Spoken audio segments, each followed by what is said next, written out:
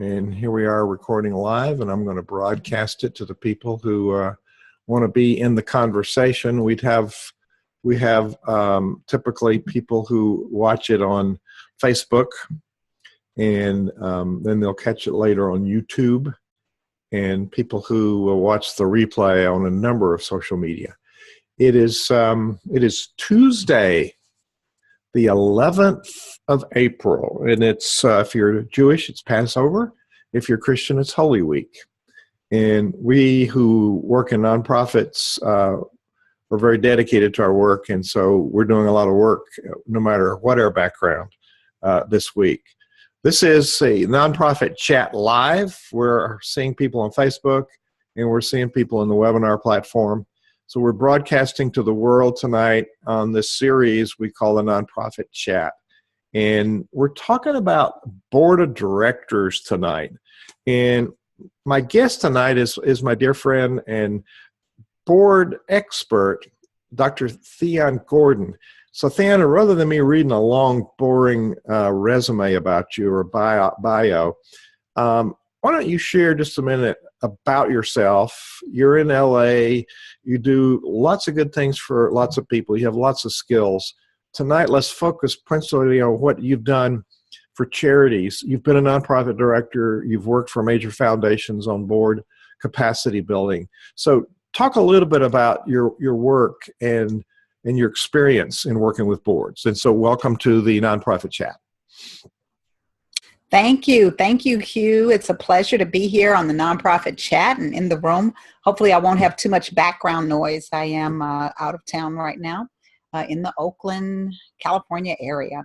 But my experience on boards, first of all, I've served on boards and continue to serve on boards. And I've been able to work with nonprofit board chairs and boards in the capacity of executive director.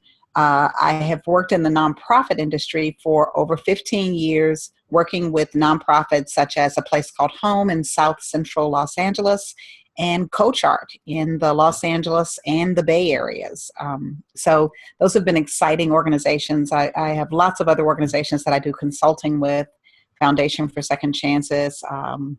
There's Children, Youth, and Family Services.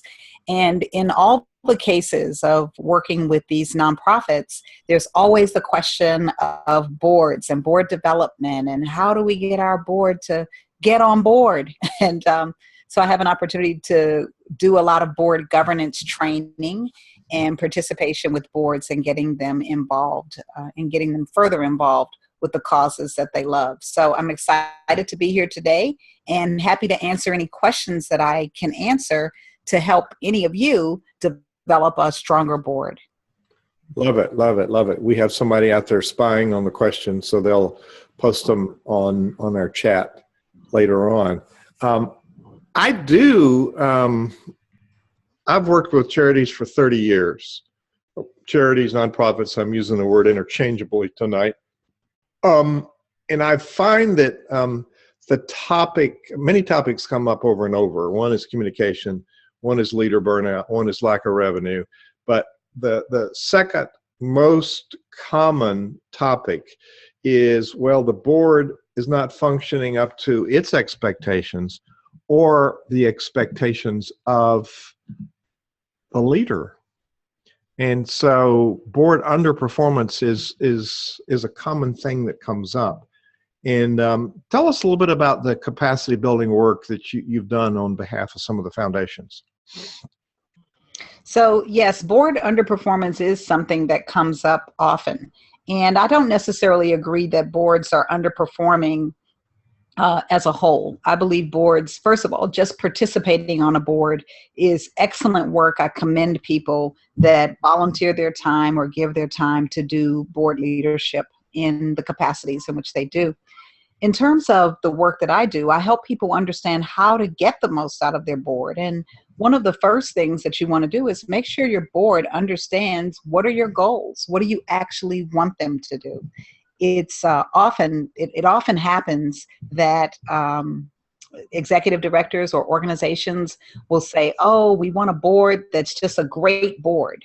And great board is never defined. What is it that you want your board members to do? How do you expect them to act? And the work that I do in capacity building has to do with teaching board governance. So when you're recruiting your board members, you recruit with the end in mind. You recruit your board members, letting them know up front, not just what the organization does, but what you expect your board to do. You orient your board members. Once they come on board, you want to make sure that your board is very clear on how it is to function. And then you really engage your board. Make sure they get involved in what's going on in your organization. And finally, the fourth key to that, you're recruiting, you're orienting, you're engaging. The fourth key is to celebrate your board, because board members do a lot of work. So we often forget to celebrate the work that's being done. No matter how small you might think it is work, and it's usually volunteer work. So you want to celebrate the work that's actually being done, and then continue with the cycle. Recruit them into something else, orient them into what you want them to do, engage them, and celebrate. So if you keep that cycle going, you can have a pretty active board. Give us the cycle one more time. So the cycle is recruit, orient, engage, and celebrate. Love it. I can remember 4. Now, there's a question that we just posted on all the media. If you're watching this on Facebook and you want to join us for the conversation, go to nonprofitchat.org, nonprofitchat.org, and there's a link, and you can come into the live part of the webinar and post questions in the chat or raise your hand if you want to speak. Sandy's watching for questions out there, and we'll stick them in if not, that you post on Facebook or Twitter. Use the hashtag nonprofitchat so it would stand out in the thread.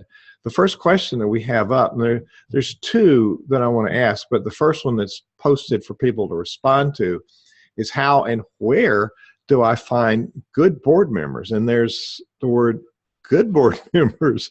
We don't want to settle for just anybody. So answer that, and then you've used the word capacity building, and I want to make sure that we have an operative description of what capacity building means. So talk about what that means, and then talk about how in the world do we find good board members? And that's another one that comes up a lot in my world. Okay, well, let's start with capacity building. It actually is the beginning of finding your good board members. Capacity is about, how do you keep the foundation of your nonprofit going? Just how much can you handle in your nonprofit? And that's about foundation or structure. How are you structured? What are you doing? What are you building towards? What's the capacity that you're building towards? So as we talk about board members and we talk about the capacity, what is the capacity for your board? How many slots do you have available? What is the foundation of your board? What type of people are you looking for? So I would say first and foremost in recruiting board members is to lay the foundation. Figure out, what is it that you need? What is the capacity that you're trying to fill? What is the very thing that you want to accomplish? And once you lay that foundation, you can begin to look at, what would the ideal board member be? I like for people to create avatars, avatars of what they envision. So think about your ideal board member and just think, what's that board member's name? What is their income? What is their expertise? What do they do? How do they act when they're on your board? Just kind of start imagining the perfect board member. This will lead you to start looking for the candidates that you're looking for. If you're looking for the ideal board member who's a public relations specialist that has lots of contacts and can help your organization build in their social media world, then that's what you would start envisioning. And voila, all of a sudden, it seems as though whatever you start thinking about starts to come into your atmosphere. First of all, because you start asking people for it. You can start asking, I'm looking for somebody in the PR realm, and I want them to be on my board. And you'll be surprised at how the mountain will come to Muhammad when you ask for it.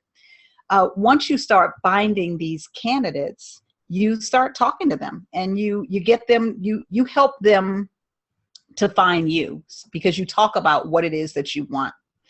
You can post on different sites. There are volunteer programs in different areas. Just Google it and look for volunteer match or something like that. And you can actually find board members through a volunteer match type of thing.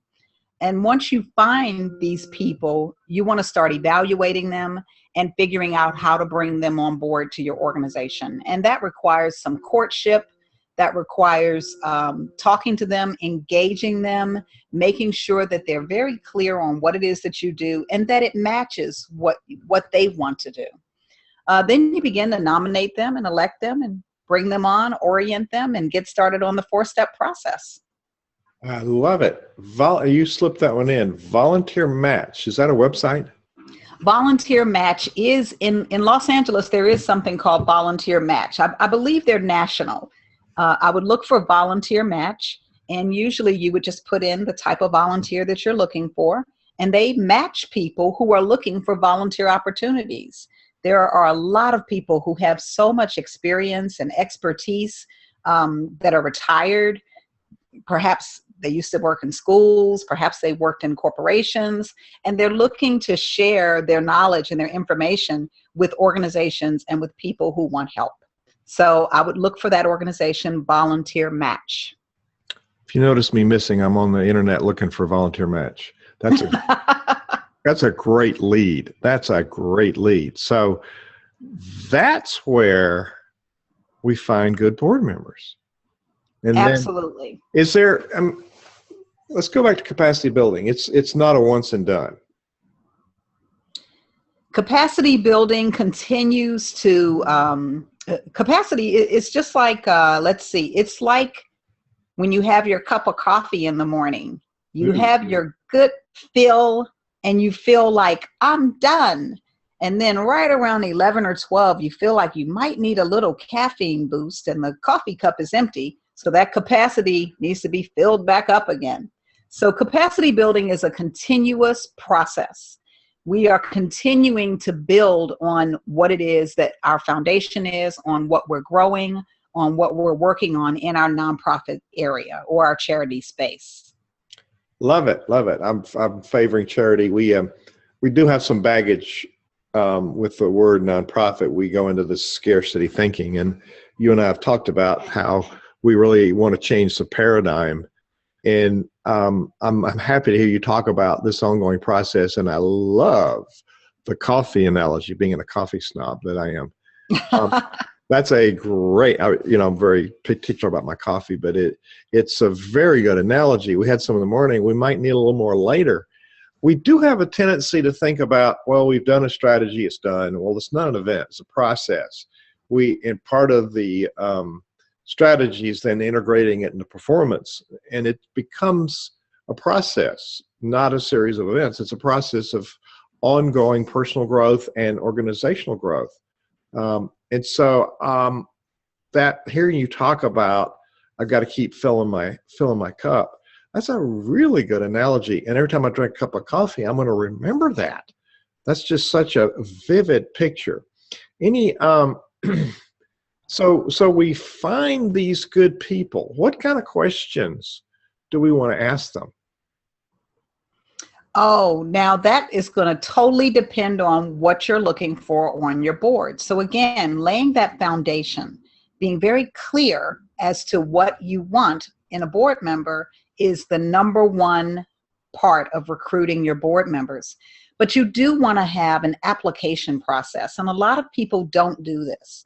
Especially in our not-for-profit or charity world. And I'm going to just speak to that very quickly because Hugh, you mentioned it. I'm a proponent of calling nonprofits or charities social profit organizations because I believe we're one of the first or one of the only industries that speak about what we don't do, not for profit. We don't make money, which we actually do. We're the only people that actually talk about what we don't do before we talk about what we do. And I believe the work that we do is much more important than what we don't do. So I call organizations social profit organizations. There's other terms you could definitely use for good organizations. I'm an organization for good. I'm an organization for service. whatever it is, start thinking of what you do in your organization and introduce yourself in that way. It's a wonderful way to spark up conversation, to even recruit a board member. If I say to a board member, I'm a social profit organization that helps at Promise youth, they're a little more interested than when I talk about helping at-risk youth or nonprofit board, because it sparks something different. So I would encourage you to change your language in terms of the work that you do. Now, in terms of that capacity building and continuing to do that, and the type of questions that you want to ask for, board members or potential board members, make sure you know what it is that you want. Make sure you know the capacity you're trying to fill. Number two, come up with an application process. Just like you apply for the job that you have, or just like you apply for any job, allow your board members to apply to participate with your organization. It makes the process a little more serious, and it makes sure that your board members know you're serious about the work that needs to be done. The very questions that you want to ask board members, potential board members, would be, what are they interested in? What do they think they'd like to do as a part of this board? Why would they want to participate on this board versus another board? And how much time do they have to participate on the board, and what their expectations are? So ask the questions that you're going to need answered in terms of the work that you want them to do. Oh, that is so good. And all of this paradigm shifting stuff is like, you and I must have the same mother or something. I don't know. I think we're related. Yeah.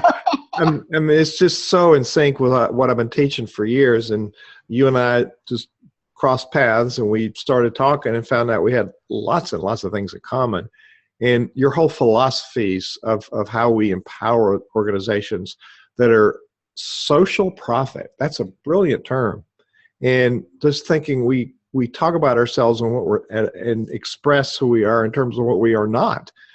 That is a game changer. My goodness.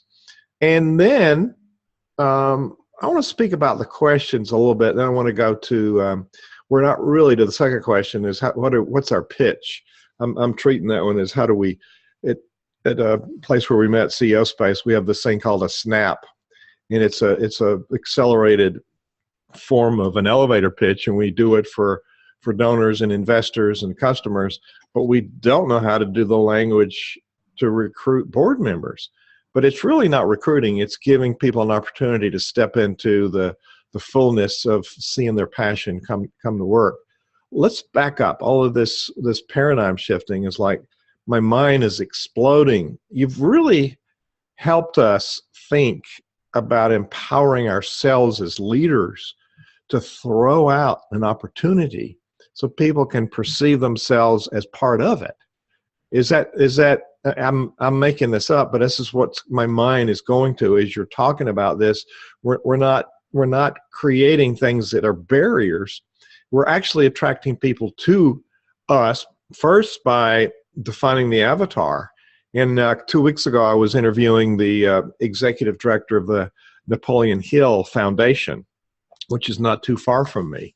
And back to Napoleon Hill's work, it's the law of attraction. It's not an accident. It's being very clear on your purpose and being very good at expressing it. So come back at that a little bit. All these pieces require that the leader make a transformation in their thinking and how they approach this. Am I spinning on your ideas too much, or are we still in sync? No, that's absolutely right. It's absolutely about the approach, and the law of attraction is a great way of defining the shifting of that paradigm from what we don't do to what we do. We are human beings, not beings human. It's just like that. It's who are we being as a human person? And when you talk about the law of attraction and how you can actually bring great board members or great people into your world, that is where it starts. And I would encourage any nonprofit leader to put it out there, what it is that you're looking for, and just watch how these type of people will begin coming into your world. And the same type of challenge, continue to talk about how poorly board members do and how you can't find good board members, and watch how you continue to not find the people that you're looking for, because we create our existence. We create what it is that we want to be. I have a t-shirt with my organization, my company, Beyond Story Consulting. And I share this t-shirt with people. It says, have a nice day. And in fine print, it says, if you want to, because it's all about what you create. I can't make you have a nice day. It can be pouring down rain, cats and dogs, and I can walk out the house and say, it's going to be a terrible day today. And that is the type of day I'm going to have. No matter what I do, that's going to be my day because I've determined it. That same day, I can walk out and say, wow, this is a pretty big miracle. It's going to be a great day today. And I'm going to have a great day because I determine my destiny. I determine my day. It's the law of attraction. It's as a man thinketh. All of these things that are so traditional and just they're old concepts that we just need to embrace and use them in today's culture. Well, so absolutely. Use that for your pitching to new board members, to find new board members. Start speaking positively about what you do and invite them to be a part of what you're doing. I love it. And you really don't recruit. You give people an opportunity. You mentioned James Allen, As a Man Thinketh. It's a book from an era when language was male dominant. And I tend to reframe the quotes, but James Allen said, we don't attract what we need, we attract what we are. And yes. There's so many little, really good quotes, and it's about what's between our ears. And I think a lot of times we're our own worst enemy. You're listening to the Nonprofit Chat. You're either watching it on a video replay or you're listening to it on the Nonprofit Exchange. The Nonprofit Exchange is a podcast you can find on iTunes, and we have like 12,000 people that listen to this podcast on a regular basis, and they've come from all over the world. We're Dr.Thyonne.com is your website. Would you spell Thyonne for people? Absolutely. Thyonne is T as in Tom, Hyon as in Nancy, N as in Nancy, E. It's thy one. THYONNE.com. DrThyonne.com. You can also find me at beyondstory.com. Beyondstory.com. That one we can get easy. Mm-hmm. I want people to go and read about you and know about the marvelous things that you do, and your websites are really nice. Thank you. It's more of an experience than a static representation. We're talking about reframing our thinking to be able to attract the right players. And one of the things I see that we all are deficient in, we think we can't find the right people, and we find somebody, then we kind of melt down on the ask. So constructing the language, and a lot of people talk about recruiting volunteers. First of all, I'm reframing thinking of volunteers to servant leaders, because they are leaders, especially your board members. But then we make this really lame pitch, like we're apologizing for asking them to do something, rather than reframing it as an opportunity for somebody to connect their passion with worthy work. So the second question we have out there on Twitter and Facebook, what do I say to candidates to join my board instead of another board, or to even get off the couch and join my board, or to make a decision to put some energy? So I guess the fundamental piece of that question is, how do I craft the pitch? Is that what you're hearing there? Yes, I hear that. And remember, it's not necessarily a pitch, because it's an opportunity for people to participate. Mm-hmm. So first and foremost, you want to make sure that your potential board members are engaged in what it is that you're interested in. if you have people that are coming to the table and you're asking them to join a cat organization or a stray cat organization, and they tell you they don't like cats, you have the wrong volunteer. Just make sure you have the right person for the right job. So put your requirements together, have an application process. An application process sets you apart from anyone else. Because first of all, you're saying, this is a job that we take serious.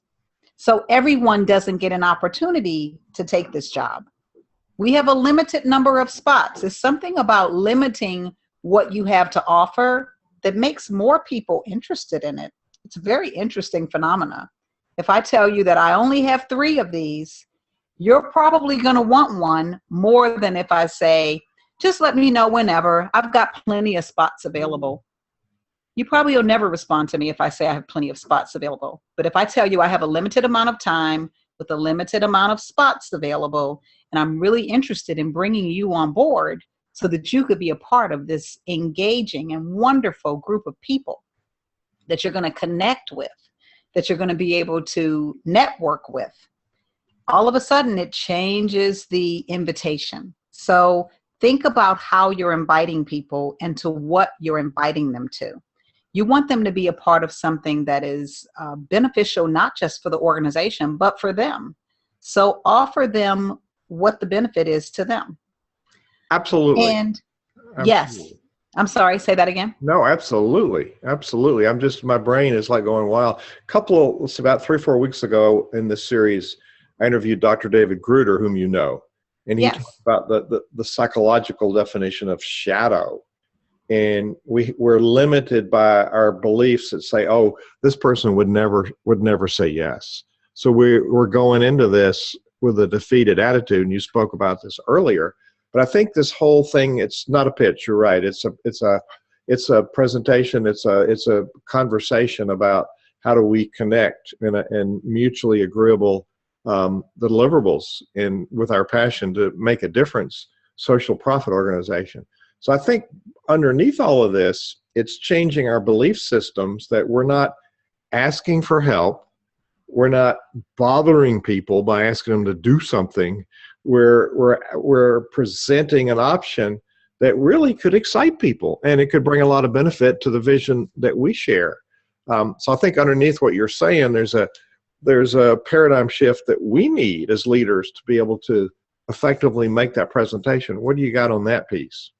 I think that's absolutely the case. We have to offer people, especially our volunteers, our board volunteer members, opportunities where they want to be involved. And most times people do want to be involved. Begging board members is a thing of the past. Begging people to participate on something is really something of the past. It often happens with a founder saying, I'm starting something new. Would you please be on my board? Because I have to have 3 board members. And they're not even sure what it means to have 3 board members. They just know that that's the requirements of the law. So they're like, would you do it? My sister, my mother, my father. And that's their board. That's what it starts as. But once the organization is started, and even when you first start, if you really understand your foundation, who are we and why are we doing what we do? Why are we important in the world?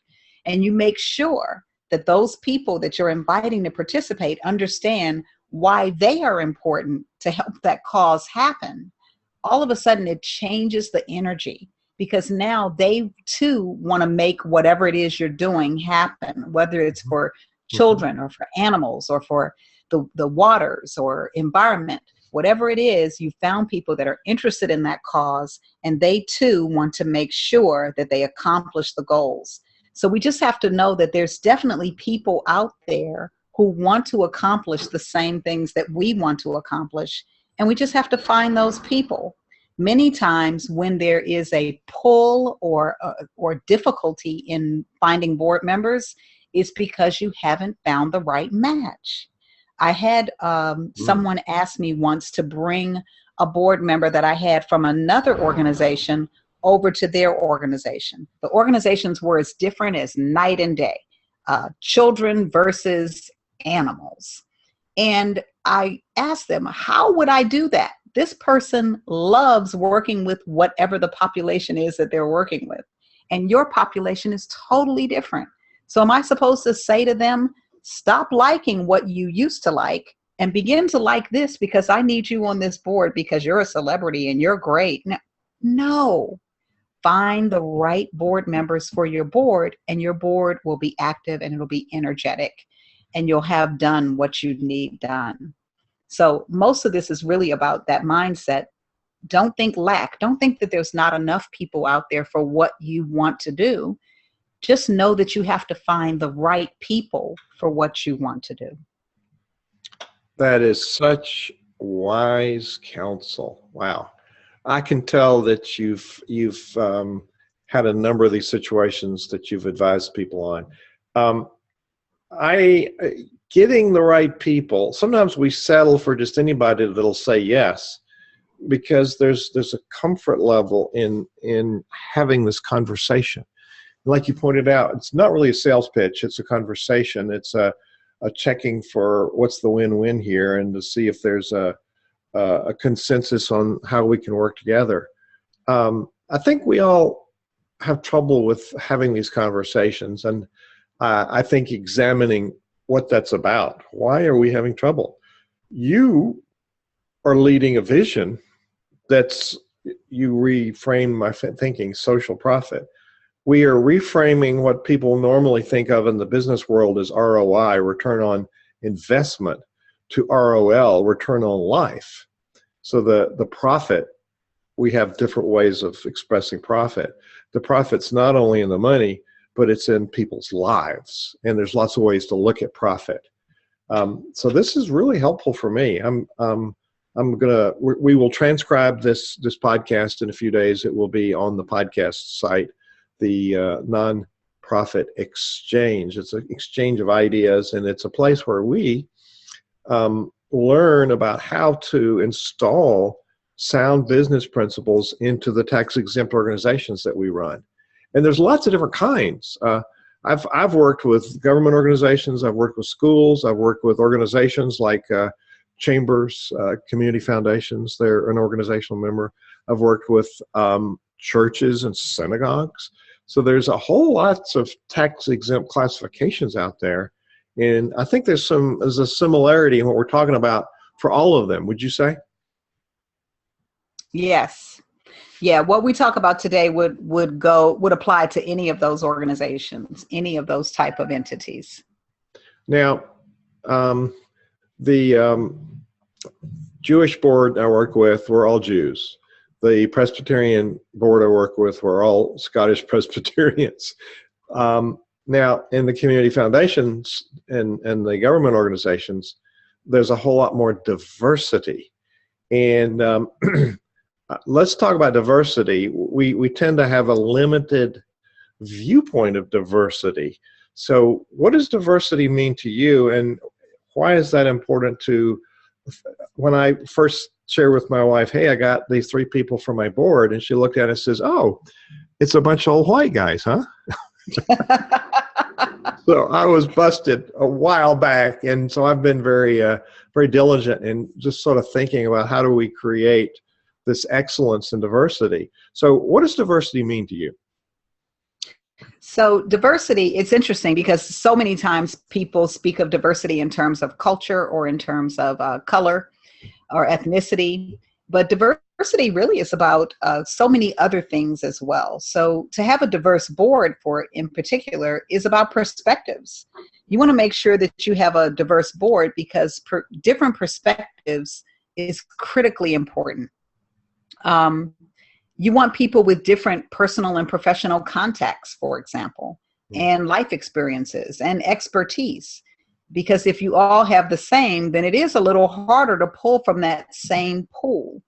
So if I'm trying to have a board that is diverse in terms of perspective and in terms of where they've been in their walks of life, their life experiences and their careers, then that allows me to have people come from different walks of life. So when you start talking about recruitment and finding different people to be on your board, if I have a banker and I have an advertising person, then that gives me 2 industries to pull people from. And when you start looking at your donor base and your board often informs your donor base. You have two different industries to pull from in terms of money. So diversity for me is about having different perspectives, having different life experiences, having different careers, and being able to make decisions based on these differences is critical in the nonprofit space. How about the generational difference, boomer, millennial, et cetera? Absolutely. Again, it's going to bring you a different set of people. It's going to bring you a different set of ideas. And then the other part of diversity would be your constituents versus the people that are on your board. A lot of boards don't include community as part of their board. So the very community that they serve doesn't always sit on their board. And there's a lot of reasons for this. Many times there are boards that are very affluent that have a lot of money attached to them. And to bring someone from the community in, who the community they're serving, let's say that community is a lower income community, it just seems like such a stretch to have a conversation about, well, we can do this for $1 million or we could do this for $2. It's a big stretch. So that is a different type of setting, and it's something to consider. Having a community representative to come in at many parts of the board meetings, I think is very, very beneficial, because you get to hear from the ground up, what does this organization really need? In terms of them participating at a board level where you're saying this board member has to contribute a certain amount of money or a give and get contribution, that's where it gets a little sticky, because your actual community usually is not the community that can give that type of money that you're looking for in the nonprofit world. But having that diversity of experience, expertise, perspectives, it just puts a nonprofit in a stronger position to plan for their future. I see we have some more people that have joined in the webinar portion of this. If you want to ask questions, Renee or Sandy or Manuel or others, if you want to ask questions, just put it into the chat. If you want to raise your hand, I can promote you into the space to have a conversation. Now, we're speaking about boards. It's the board of directors. Now, I don't know if you agree with this paradigm, but I encourage people to think about three distinctively different groups. Your staff is another group. It's paid, and the worker bees inside the employee of the company, the organization. But board of directors is responsible for governance and fiduciary oversight for the organization. And I suggest that people have a farm team, a board of advisors who have regular meetings. They don't vote on those things, but they do some of the tactical work, and they know they're in the queue for one of those limited board positions. And I'm a fan for rotation, term rotation, so that you've already got somebody who understands the work and can rotate into a seat. And maybe it's not bad for a board member to be on the advisory board, or the third group to be a community advisor.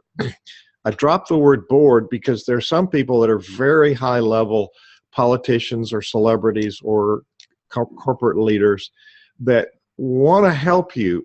They can't come to meetings and they can't be a part of it. Maybe there's a conflict of interest, but they could be an advisor, and having their name listed would give more validity to what you're doing. So do you have any comments on how I break down those three distinctly different groups? Yes, advisory boards are excellent. Again, for me, the clarity of what you're doing with each board is what's important. Lay the foundation. Make sure people understand what is being asked of them and what you'd like for them to do.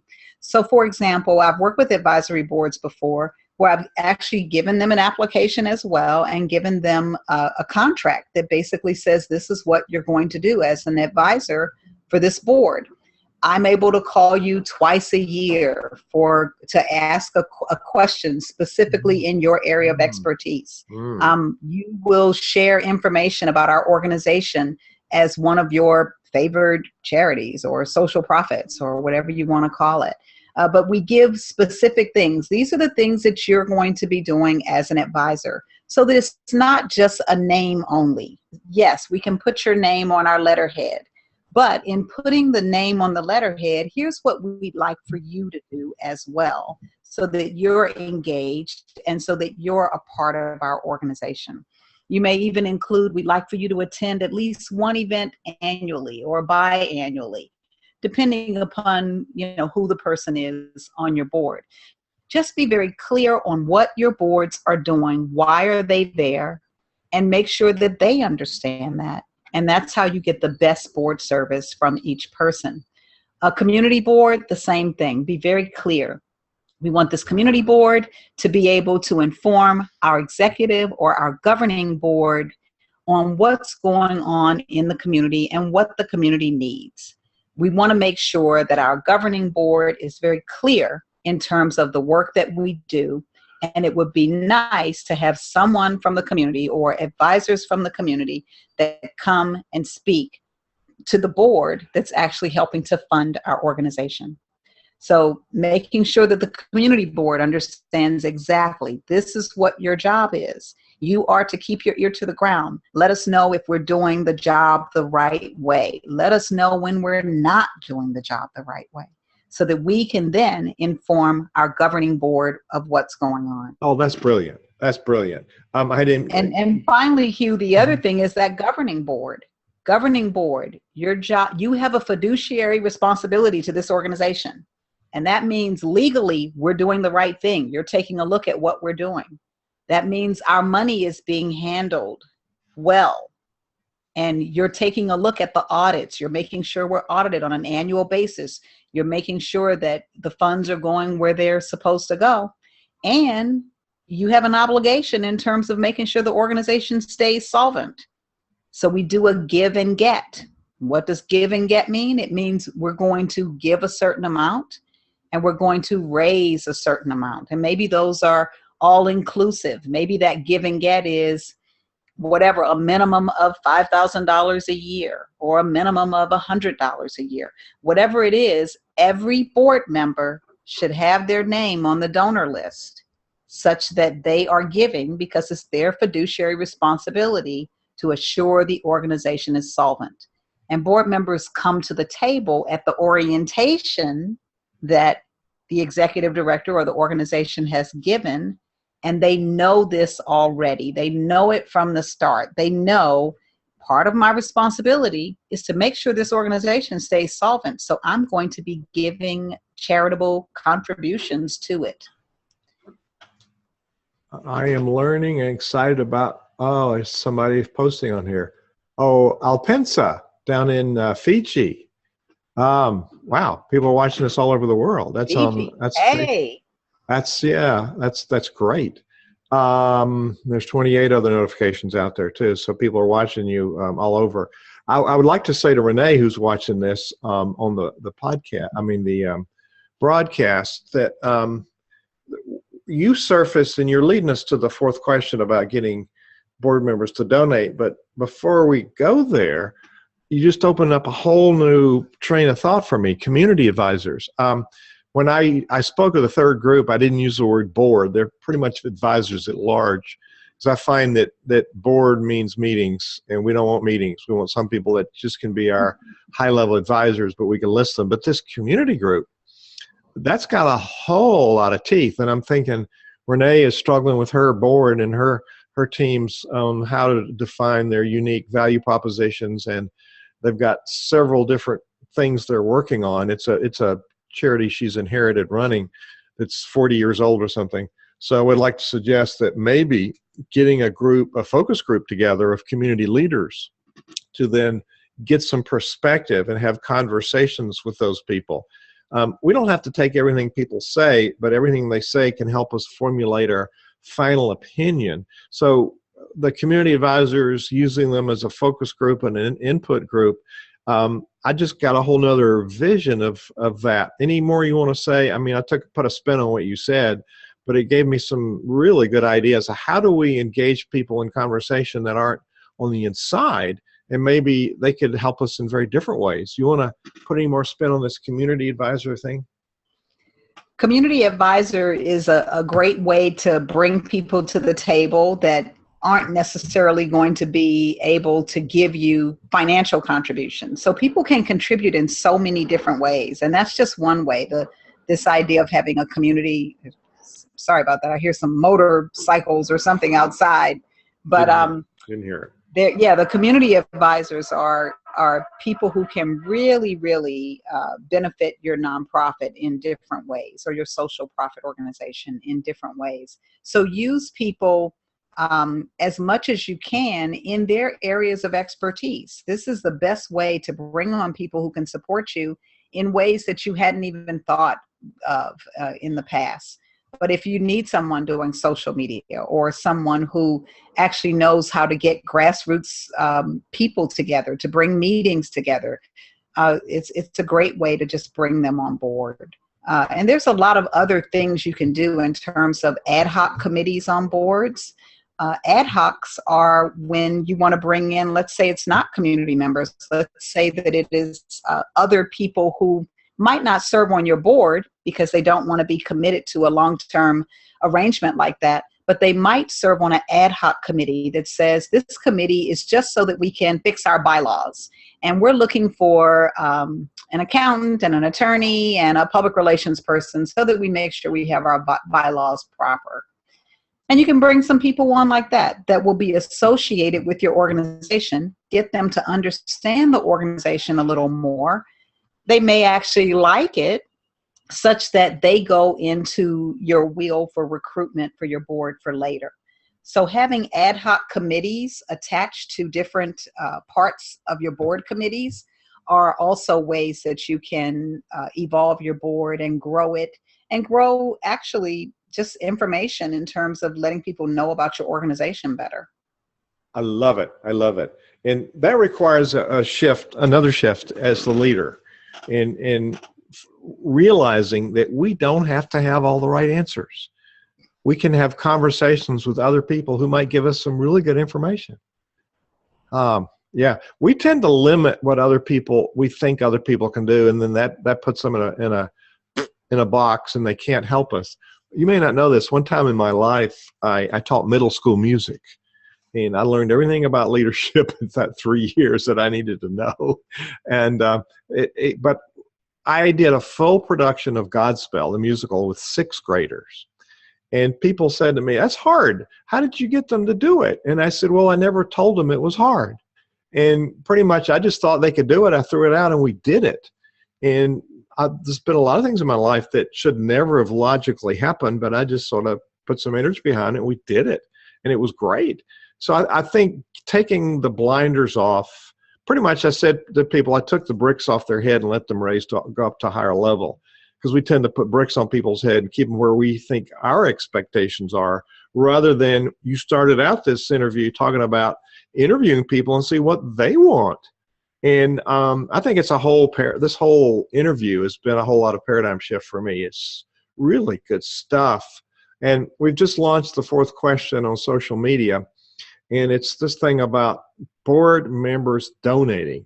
And I find all too often leaders say, well, they're donating their time. I can't ask them for money. So there's a whole paradigm around this. Do you want to speak to that question? How do I get board members to give money? You started on that track, but let's explore a little fuller.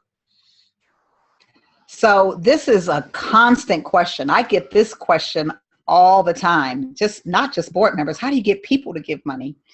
And again, we'll go back to how we started.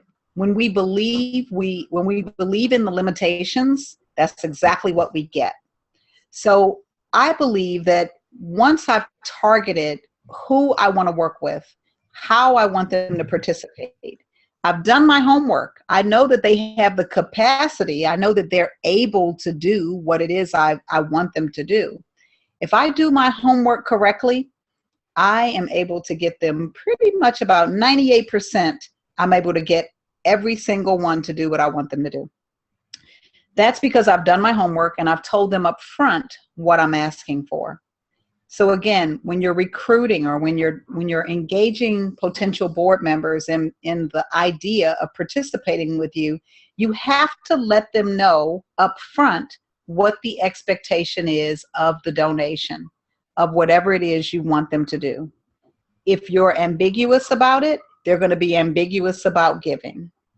You have to be clear in your ask. You have to let your potential board members know if you have a give and a get. It helps to put it on paper. That application can have on it, our board has a give and get policy that says ABC. People knowing up front, they've committed to it. They sign off on something that says they're going to do it. And that's how you get people started. It's just being very clear. So I'm a firm believer in, first of all, just being very clear and open about what it is that you want. People will tell you yes or no, and then you can move on. Now, there's some other ways to get board members to give once they've signed on to this give and get policy. And I find one of the most effective ways is to just do your bookkeeping well. And what I mean by that is to have a cash flow statement. This way you can ask every board member, as we're looking at the accounts at the beginning of the year, you can say, well, we know we're going to get in this grant in June. It's on the cash flow statement. We know that this funding usually comes in from this private donor in February. And you have your list of what the cash flow is, and you could easily ask each board member, can we get what month we might expect your gift? Because now you're doing a cash flow statement. This is just about managing your books well. So this isn't about pushing anyone to do anything. This is the organization being very prudent in knowing this is when money comes in. This is when we may be short on money. So if you have a board member that says, oh, I can give mine anytime. Oh, that's great. Would you be willing to make your donation in March? That's when we're a little short on funds. So present your board with good accounting information. Present them with a balance sheet, with your cash flow statement. That cash flow statement is important, and most people don't do it because most people don't like to think about when is money coming or when is it not coming, but you have to. You have to plan and be prudent with your planning. Cash flow statement is a great tip on asking people for money and saying, when will it be in? The organization needs to know when money is coming in. So that's one way of doing it. Tell people up front what you expect of them. Keep your books in order and give them a cash flow statement so you find out when you can expect it. And then the third thing would just be to work with them on getting the funds. A lot of times I've worked with board members in terms of doing events or whatever it is that they wanted to do, their awesome event or whatever their awesome contribution was going to be. And I work with them on obtaining it. So if you had a specific goal that you wanted to do a birthday celebration and you wanted all your friends to give gifts to your organization, I could help you accommodate that. So it's a very good idea to ask your board members, is there something specific you want to do for the organization that we could help you with so that we can get our funding to be a little bigger? And those are 3 tips that I have for you in terms of asking for the board money and getting it. I love it. I love it. You're talking about the cash flow statement. I'd like to point out that's probably a position you could have on your board, somebody that has the ability. There's a difference in what your accountant creates as a cash flow analysis, which is the brake lights, and what you're talking about is a cash flow forecast, which is the headlights. Correct. And so we're looking at the future, and I believe there's a lot of people that don't know that exists or know how to do that. And that might be a skill that we want to look for on our board, to have somebody that's a treasurer person that can help us shape those kinds of statements. That's really crucial. What about, I just finished the campaign from my national NPR station, public radio, and they encourage people to do monthly, break it down into monthly donations, which kind of levels out your cash flow. Any thoughts on having people give monthly? I love reoccurring gift campaigns. First of all, it keeps your donors in the loop. And for board members, that's a wonderful way to get board members to participate as well, to actually ask them, would they lead off on or be the poster children for your recurring gift campaign. That's a wonderful way to get board members to make their contributions. And then you can talk with them about what is that contribution going to be on a monthly basis. Again, it'll feed into your cash flow statement as well, because then you'll have money going monthly. The other thing that's really important for board members to know, and this would be in your orientation training, grant funders are very sophisticated now.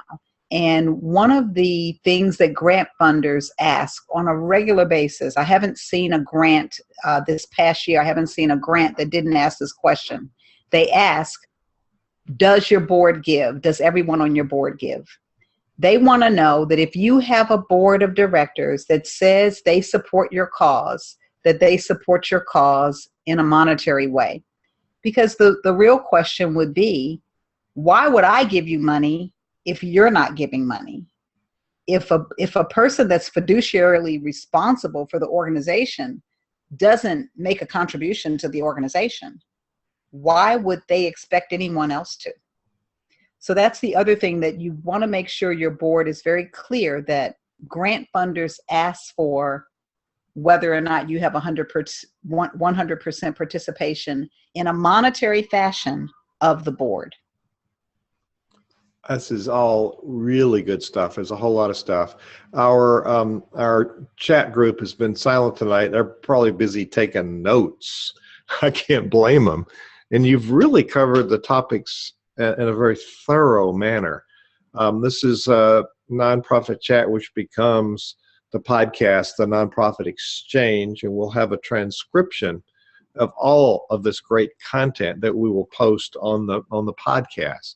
So the Nonprofit Exchange, you've given us an awful lot to think about. And as we wrap up here, I want to come back to you for a final statement. What's your closing comment for people, either a wish or a tip or a challenge? What do you want to leave people thinking about? Well, with Beyond Story Consulting, we encourage people to bloom where you're planted. Wherever you are, make the best of that situation. If you have one board member or 20 board members, make the best of your situation and engage with your board members. Board members is not just a term, board member.